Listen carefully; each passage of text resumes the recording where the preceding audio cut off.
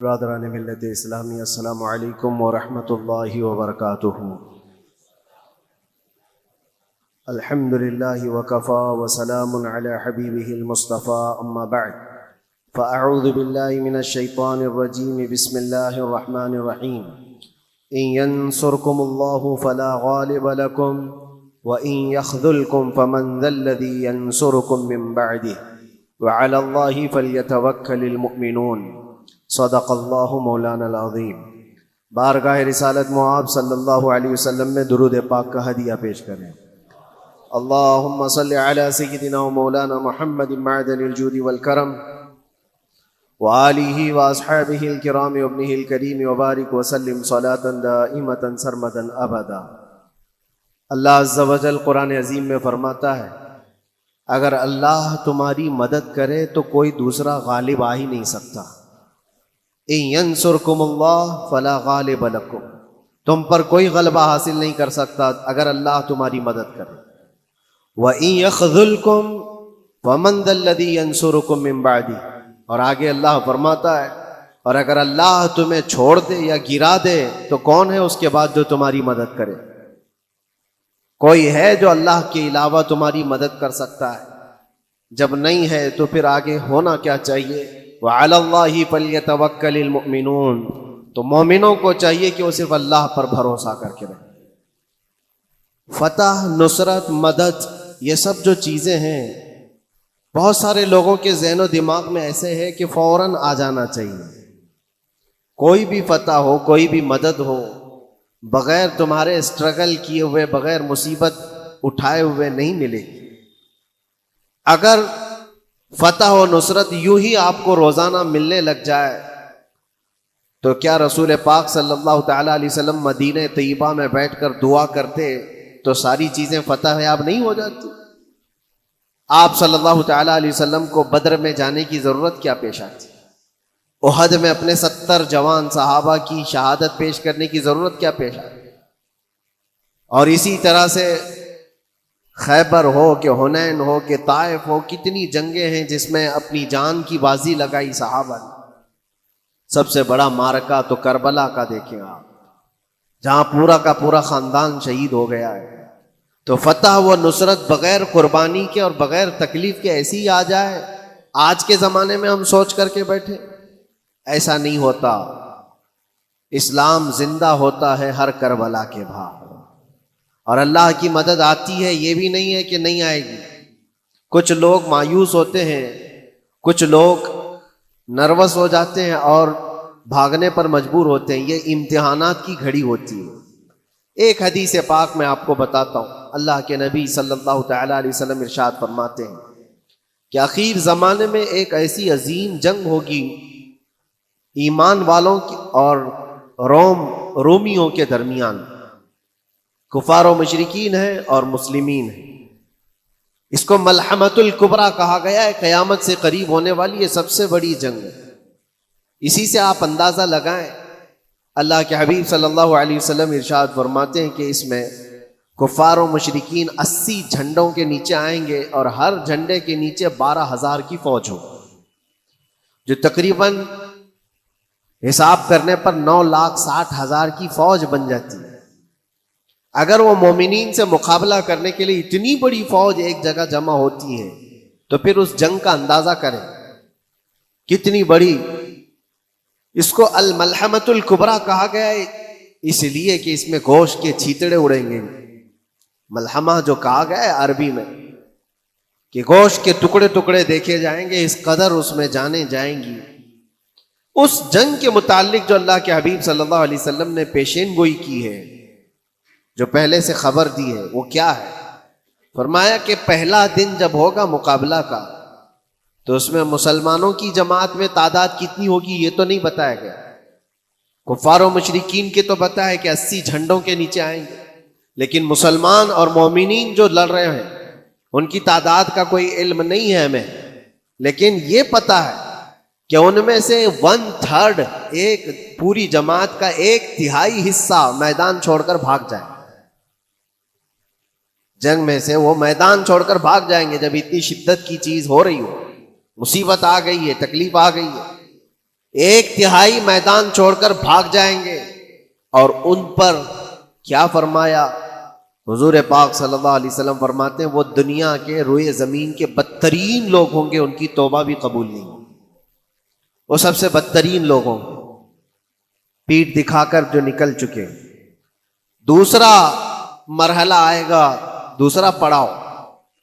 یہ ایک بہت سخت اسٹرگل کرنے والا میدان ہے, مصیبت اٹھا رہے ہیں, مشقت اٹھا رہے ہیں. دوسرا دن ایسا ہوگا کہ مومنین کی جماعت کا 1/3 ایک تہائی حصہ شہید ہو جائیں, قتل ہو جائیں. سوچو یہ بہت بڑی بات ہے. یہ دونوں چیزوں پر میں آج آپ سے گفتگو کرنا چاہتا ہوں. ایک تہائی حصہ میدان چھوڑ کر بھاگ جا رہا ہے اور ایک تہائی حصہ قتل ہو گیا, شہید ہو گئے. بچے کتنے ہیں؟ 1/3. لاسٹ میں ایک تہائی حصہ بچا ہے. یعنی ایک میں اگر 3 پارٹ کریں تو 2 پارٹ تو ختم ہو گئے, 1 پارٹ بچا ہے. اور اللہ کے نبی صلی اللہ علیہ وسلم فرماتے ہیں اللہ رب العزت اس آخری تہائی حصے کو فتح مبین عطا فرمائے. فتح تو ہے ان کی, فتح ہوگی ان کی, لیکن جو حصہ بچا ہوگا وہ آخر کا 1/3 حصہ ہوگا. اب اس پر مجھے عرض یہ کرنا ہے, مومنوں کو اگر فتح دیکھنا ہے, اللہ کی نصرت اور مدد دیکھنی ہے, تو یہ 2 چیزیں تو برداشت کرنی پڑیں گی. کون سی؟ پہلی چیز اپنوں کا چھوڑ کر بھاگ جانا, اور دوسرا اپنوں کا اپنے سامنے مر جانا. یہ دونوں چیزیں ہمیں دیکھنا پڑے گا. بہت سارے ایسے ہوں گے جو چھوڑ کر جا چکے ہوں گے, دامن چھڑا رہے ہوں گے, بھاگ چکے ہوں گے, اور کچھ وہ ہوں گے جو لڑتے لڑتے اپنی جان دے چکے ہوں گے. یہ دونوں بھی بہت سخت مسئلے ہیں میرے عزیزوں. انسان کو یہ پگھلا دیتی ہیں چیزیں. اگر آپ کو ایسا لگے کہ میرے اپنے جاننے والے لوگوں میں سے کچھ لوگ مجھے چھوڑ کر بھاگ جا رہے ہیں, تو یہی انسان ٹوٹ جاتا ہے. اس کے دل کی کیفیت بدلنے لگ جاتی ہے, وہ پھر مایوسی کا شکار ہونے لگتا ہے. میری جماعت میں 100 لوگ تھے, 90 تو بھاگ رہے ہیں, 10 کیا کریں گے؟ اس کا اندر سے جو عزم تھا, حوصلہ تھا, وہ ڈاواں ڈول ہونے لگ جاتا ہے. اپنوں کا چھوڑنا یہ بہت بڑی آزمائش ہوتی ہے. وہ کسی بھی میدان میں آپ دیکھ لیں, کسی بھی میدان میں اپنے لوگ اگر چھوڑ دیتے ہیں تو یہ اس کے لیے آزمائش ہے بہت بڑی. اور دوسری آزمائش تو یہ ہے, بچے آدھے تھے, اس میں سے تو آدھے انتقال کر گئے. کبھی میرا عزیز دوست, کبھی میرا عزیز مشورہ دینے والا مشیر, کبھی بہت زیادہ مجھے سپورٹ کرنے والا, ایسے لوگ جب انتقال کرنے لگ جائیں تب پھر آدمی پھر ٹوٹ جاتا ہے. کچھ تو بھاگ گئے اور کچھ تو قتل ہو گئے. میں کیا کروں میرے عزیزوں؟ جو اخیر میں بچنے والے لوگ جو ہوتے ہیں نا, وہ معمولی نہیں ہیں. وہ اللہ کی ذات پر سب سے زیادہ توکل کرنے والے لوگ ہیں. ان کو کوئی چیز ہٹا نہیں سکتی. اپنوں کی بے وفائی بھی ان کے قدموں میں لرزہ نہیں لاتی, اور اپنوں کا انتقال ہو جانا بھی ان کے حوصلوں کو نہیں توڑتا. تبھی جا کر کے اللہ تعالیٰ انہیں فتح مبین عطا فرماتا ہے. اور یہ چیز ملحمت الکبریٰ میں دیکھی جانے والی تھی, دیکھی جانے والی تھی, جو قیامت کے قریب ہونے والی جنگ ہے. لیکن میرے عزیزوں, آج ہم نے اپنی آنکھوں سے یہ مشاہدہ کیا ہے غزہ کی سرزمین پر, فلسطین میں 15 مہینے کے بعد آج صہیونی حکومتیں اور یہودی غاصب حکومتیں صلح کرنے پر اور ایگریمنٹ کرنے پر مجبور ہو گئی. دنیا ان کے منہ پر تھوک رہی ہے, تم 50,000 سے زیادہ لوگوں کو قتل کر کے صرف 200 لوگوں کو چھڑانے کے لیے آج بھی فتح کا جشن منا نہیں پا رہے ہو, بلکہ پھر جھک کر کے ان کے ساتھ معاہدہ ایگریمنٹ کرنے پر مجبور ہو. یہ فتح ان بچوں کی نہیں ہے تو اور کیا, ان مظلوموں کی نہیں ہے تو اور کیا ہے, جن کے پاس کھانے کو روٹی نہیں ہے اور پہننے کو کپڑے تک نہیں رہ گئے, ان کے علاج معالجے کے لیے دوائیاں نہیں رہ گئی, لیکن عزم اور حوصلہ ایسا ہے کہ اللہ ابھی ہمارے ساتھ. میرے عزیزوں, ان کے توکل اور ان کے عزم کے متعلق یہ صرف اور صرف اخبار کی باتیں نہیں ہیں, سوشل میڈیا کی باتیں نہیں ہیں.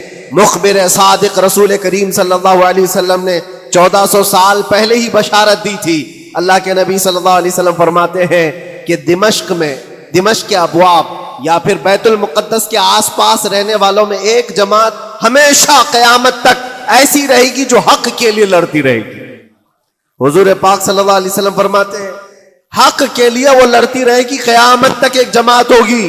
اور ان کی فضیلت میں میرے آقا فرماتے ہیں کہ ان لا یضرهم خذلان من خذلهم، ان کو دھوکہ دینے والوں کا دھوکہ ان پر کچھ اثر نہیں کرے گا، یا پھر ان کو چھوڑ دینے والے یا ان کی بات نہیں کرنے والے، یہ سب چیزیں ان کو کچھ بھی ضرر نہیں پہنچائیں گی. میں اس سے قبل اسی مسجد میں آپ کے پاس اس حدیث کو دہرا چکا ہوں، بیان کر چکا ہوں. اللہ کے نبی صلی اللہ علیہ وسلم فرماتے ان کو کوئی چیز نقصان نہیں پہنچائے گی، دھوکہ دینے والوں کی دھوکہ دڑی ان کا کچھ نقصان نہیں پہنچائے گی. آپ ہو سکتا ہے سوال کریں، عمارتیں ٹوٹ کر راکھ میں بدل گئی، ہزاروں بچے قبروں میں سو گئے، کتنی عورتیں بیوہ ہو گئیں، کتنوں کے گھر اجاڑے گئے، کتنوں کے ہاتھ پیر توڑے گئے ہیں، بمباری میں وہاں پر کون صحیح سلامت رہا؟ 2 لاکھ کے قریب لوگ متاثر ہوئے، اور مولانا آپ کہتے ہیں حضور نے فرمایا حدیث میں ان کو کچھ نقصان نہیں ہوگا. یہ نقصان نہیں ہے تو اور کیا ہے؟ ہو سکتا ہے آپ کے ذہن میں یہ سوال گردش کر رہا ہو، آپ بار بار یہ سوچ رہے ہوں گے اللہ کے نبی نے فرمایا ان کو کوئی چیز نقصان نہیں دے گی، دھوکہ دینے والوں کی دھوکہ دڑی سے ان کا کچھ بگڑے گا نہیں. اتنا تو بگڑ چکا، پورا راکھ میں بدل گئے، علاج کرانے کے لیے دوائی تک نہیں ہے، تو پھر کیا؟ اللہ کے نبی نے کیا فرمایا کہ ان کو نقصان نہیں پہنچے گا، ان کو ضرر نہیں ہوگا. پھر یہ ساری تکلیفیں اور یہ ضرر کیا ہے؟ میں بتاتا ہوں میرے عزیزوں، جسم کا نقصان، جان کا نقصان، مال کا نقصان، جائیداد کا نقصان، یہ اللہ کے نبی نے نہیں فرمایا. یہ نقصانات مومن کے لیے کوئی معنی نہیں رکھتے. اگر ایمان سلامت ہے تو پوری کائنات سلامت ہے، اور یہ اللہ تبارک و تعالیٰ نے آج تک ان کے ساتھ رکھا ہے، ان کا ایمان محفوظ ہے، ایمان موجود ہے، جس کی وجہ سے یہ سارے نقصانات کچھ معنی نہیں رکھتے. اس لیے کہ یہ تکلیفیں، یہ جو ساری مصیبتیں آئی ہیں، اس پر تو اللہ تعالیٰ نے اجر عظیم کا وعدہ فرمایا، اجر عظیم کا وعدہ فرمایا ہے. ہاں اگر ایمان ہی چلا جاتا تو پھر کون سی جنت ملتی، کون سی خوشبو جنت پاتے؟ کچھ نہیں ہوتا. ایمان سلامت ہے، جس کی وجہ سے انہیں دنیا میں بھی اللہ سرخروئی عطا فرمائے گا. ایک بھی جگہ سے کہیں ان نہتے مسلمانوں کو جو غریب مظلوم ہیں اور ٹوٹے پوٹے ہاتھوں اور ٹکڑے پہنے ہوئے بچے ہیں، ان کو کوئی یہ نہیں کہتا کہ یہ ظالموں کے لوگ ہیں، بلکہ ہر کوئی یہ کہتا ہے ایک ظالم کے خلاف جس کے پاس دنیا کے سارے آئٹم پاور ہیں، لیکن یہ نہتے بچے کھڑے ہیں، دعائیں بھی ان کے ساتھ ہیں اور رحمت الہی بھی ان کے ساتھ ہے. سلام ہے ان غزہ کے مظلومین کو. اور وہاں تو بچے، مرد تو مرد، عورتیں. آپ نے سنا ہوگا ان جوان لڑکیوں کا میں نے دیکھا تھا، وہ کہہ رہی تھی کہ ہم رات کو برقع پہن کر کے اور رات کو ہم حجاب پہن کر کے سو جاتی ہیں، اس لیے کہ بمباری میں جب گھر تباہ ہو جاتے ہیں، صبح لوگ لاشیں اٹھانے آتے ہیں تو کہیں ہم بے پردہ لاشوں میں نہ مل جائیں. سلام ان بہنوں کو. آج وہ عورتیں سبق لیں ان سے جن کو اللہ نے ہر طرح کی نعمتیں دی ہیں. تمہارے گھر میں جائیداد بے پناہ ہے، مال و دولت بے پناہ ہے، کپڑے روز بدلنے کے لیے تمہارے پاس ہیں، سب رکھ کر کے تم عورتوں کو آج ہم بازاروں میں جو بے پردہ دیکھتے ہیں، یہ شادی محلات میں ہر جگہ جو عورتوں کی بے حیائی اور بے پردگی دیکھ کر پھر میں سوچتا ہوں سلام ان بہنوں کو جو موت کی رات بھی حجاب ہٹانا نہیں چاہتی، اس لیے کہ دنیا سے جائیں تو اللہ کی بارگاہ میں حجاب کے ساتھ جائیں. یہ ایمان ہو تو پھر اللہ تبارک و تعالیٰ کی مدد بھی آتی ہے، نصرت الہی آتی ہے. مجھے بتاؤ میرے عزیزو، 50,000 کا خون کر دینے والا وہ ظالم اور غاصب اسرائیل، وہ اپنے 200 قیدیوں کو چھوڑا کیوں نہیں سکا؟ وہ حاصل کیوں نہیں کر سکا 200 لوگوں کو؟ بلکہ ان میں سے 5 لوگوں کو کیوں نہیں حاصل کر سکا؟ 50,000 کو قتل کر ڈالا، اور وہ بھی سیویلینز کو، شہریوں کو جن سے تمہارا مقابلہ ہے، ان کی موت کی تو کوئی خبر ہی نہیں آتی. جو تم سے برسر پیکار ہیں، جو لڑ رہے ہیں، ان کے موت کی خبر نہیں آتی. بچوں کی موت، عورتوں کی موت، ہاسپٹل میں موت، یہ سارا جو ناچ دیکھا گیا ہے 15 مہینے سے ہم دیکھتے آئے. لیکن افسوس اس بات کا ہے میرے عزیزو، اللہ کا عذاب ان ظالم بادشاہوں پر بھی آئے گا جو ان کی موتوں پر دیکھ کر تماشے کر رہے ہیں. وہ اپنی عیاشیوں میں مصروف ہیں، وہ اپنے عیش قدوں میں شراب نوشی اور کباب خوری پر مصروف ہیں، اور ان بچوں کی تڑپتی ہوئی لاشوں پر وہ اپنی کرسیاں سجائے بیٹھے ہیں. وہ عرب کے ظالم بادشاہ کہاں ہے؟ جن کے گھروں میں سونے کے ٹوائلٹ بنائے گئے ہوں، جو سونے کی کرسی پر بیٹھ کر کے حکومت اور تخت بچھاتے ہوں، میرے عزیزو ان کی بھی پکڑ آنے والی ہے، آپ انتظار کرو، کیونکہ اللہ تعالیٰ قرآن میں فرماتا ہے وَسَيَعْلَمُ الَّذِينَ ظَلَمُوا أَيَّ مُنْقَلَبٍ يَنْقَلِبُونَ، ان قریب ظلم کرنے والے یہ پہچان لیں گے کہ اللہ ان کو کس پلٹی میں گرائے گا، وہ کس پلٹی میں، کس کھائی میں جا کر کے گریں گے۔ اندازہ کرو، ظالم صرف وہی نہیں ہے جو بمباری کرتا ہے اور قتل عام کرتا ہے، ظالم وہ بھی ہے جو تماشائی بن کر کے لوگوں کا سپورٹ کرتا ہے، ان لوگوں کو سراہتا ہے جو ظلم کر رہے ہیں۔ افسوس کا مقام ہے، وہ چیختے رہ گئے، چلاتے رہ گئے، اور پھر اخیر میں وہ بچوں نے پکار کر کے یہ بھی کہا ہمیں کسی جگہ سے مدد کی امید نہیں ہے، نہ ہمارے پڑوسی ملک سے، نہ کسی بہت بڑے مسلم بادشاہ سے، ہمیں امید ہے فتح کی اور مدد کی تو پروردگار عالم سے۔ اور یقیناً مومنوں کے لیے اللہ نے یہی فرمایا وَعَلَى اللَّهِ فَلْيَتَوَكَّلِ الْمُؤْمِنُونَ، اور مومنوں کو چاہیے کہ صرف اللہ ہی پر بھروسہ کریں۔ میں نے دیکھا ہے میرے عزیزو، یہ دنیا صرف اور صرف لالی پاپ پکڑا سکتی ہے تمہیں، ان کے ہاں مدد کی کوئی گنجائش نہیں ہے، یہ ہمارے ساتھ کھیلتے ہیں، ان کے دلوں کے اندر سے رحم غائب ہے، یہ بچوں کی تڑپتی ہوئی لاشوں کو دیکھ کر کوئی آواز تک نہیں اٹھاتا، جو آواز اٹھانے والا اس کو کیس کر کے بند کر ڈالیں گے۔ جو بھی اگر مظلوموں کے لیے آواز اٹھائے، ان کا پرچم لہرائے، تو کتنے تو یہاں پر FIR ہو گئے، بند کر دیے گئے۔ کیوں؟ مظلوموں کے لیے آواز اٹھانا کیا یہ ہمارا رائٹ نہیں ہے، ہمارا حق نہیں ہے؟ تم ظالموں کے لیے علل اعلان بات کر سکتے ہو، ہم مظلوموں کی بات بھی نہیں کر سکتے، کیسی بات ہے؟ میرے عزیزو، ہم جس دنیا میں جی رہے، اسی لیے میں آپ سے کہتا ہوں اٹھو، وہ گھر نہ حشر نہ ہوگا پھر کبھی، دوڑو کہ زمانہ چھال اپنی چل گیا، قوت عشق سے ہر پست کو بالا کر دو، دہر میں نام محمد سے اجالا کر دو۔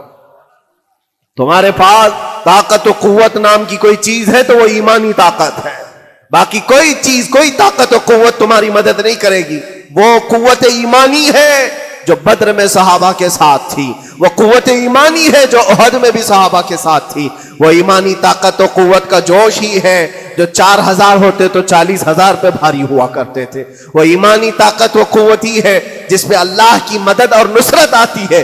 آج مومنو، آپ سب سے زیادہ اللہ پر توکل کرو، اللہ پر بھروسہ کرو۔ میں نے دیکھا ہے میرے اپنے معاملات میں 8 مہینے تک میں اسٹرگل کرتا رہا، پل پل دیکھتا رہا، اور ایسی زمین پر مجھے لٹایا جاتا جہاں فرشی بھی نہیں ہے، پتھروں کی زمین پر لیٹ لیٹ کر کے ہماری کمر ٹوٹنے پر آتی۔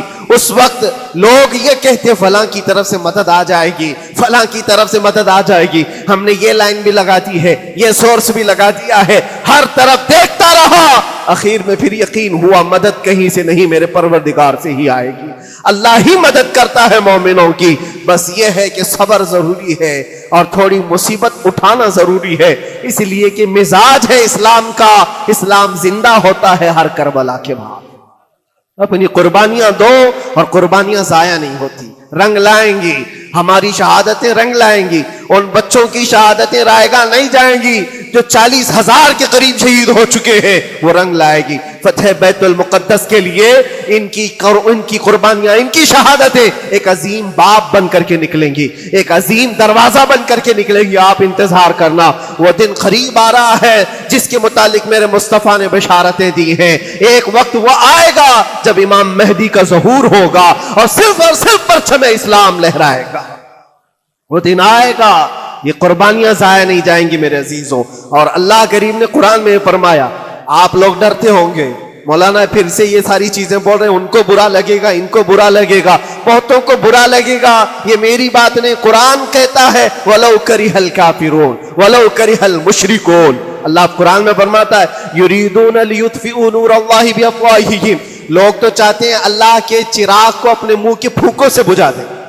اللہ کے چراغ کو اپنے منہ کے پھونکوں سے بجھا دیں۔ اللہ کا چراغ اسلام ہے، اللہ کا چراغ یہ قرآن ہے، اللہ کا چراغ رسول پاک کی ذات ہے، اور ظالم یہ چاہتے ہیں اپنے منہ کے پھوکوں سے اس چراغ کو بجھا دے، اور قرآن کہتے ہیں واللہ متم نورہ، اللہ تعالیٰ اپنے نور کو، اپنے چراغ کو مکمل کر کے رہے گا اور پوری دنیا میں غالب آ کر رہے گا۔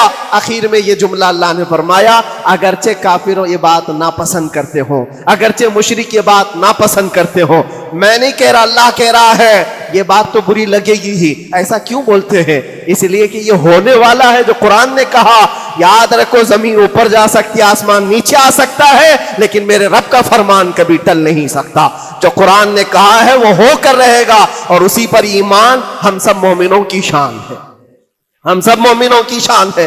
بس آپ کے لیے ذمہ داری یہ ہے، آؤ ان برائیوں کی وادیوں سے جس میں پڑے ہوئے ہو، نوجوانوں سے میں گزارش کرتا ہوں، تمہاری نمازوں کا حساب کر لو، تمہارے اپنے اعمال کا حساب کر لو۔ اللہ کی مدد کو پکارتے ہو تو یقیناً اپنے چہرے صاف تو کر لو، اپنے دلوں کو پاک تو کر لو، اپنے اعمال، اپنی پیشانیوں کو مسجدوں کے سجدوں سے سجا تو لو۔ پھر مانگنے میں تمہیں ایک مزہ بھی آئے، ایک لطف بھی آئے، رحمان کی بارگاہ میں ہاتھ اٹھائیں تو آپ کو لطف بھی آئے، اپنے لیے بھی اور مظلومین کے لیے بھی مانگنے میں مزہ تو آئے۔ لیکن جب آج ہاتھ اٹھاتے ہیں تو پھر یہ دل میں بات آتی ہے، فجر تو قضا کر کے سویا تھا، عشاء تو پڑھا نہیں تھا، اور میرے حالات یہ ہیں، حرام کھایا ہوا ہے، کسی کا مال غصب کیا ہوا ہے۔ ان تمام معاملات کو لے کر کس طرح سے ہاتھ اٹھاؤ گے اللہ کی بارگاہ میں؟ پہلے اپنے آپ کو پاک کر لو میرے عزیزو۔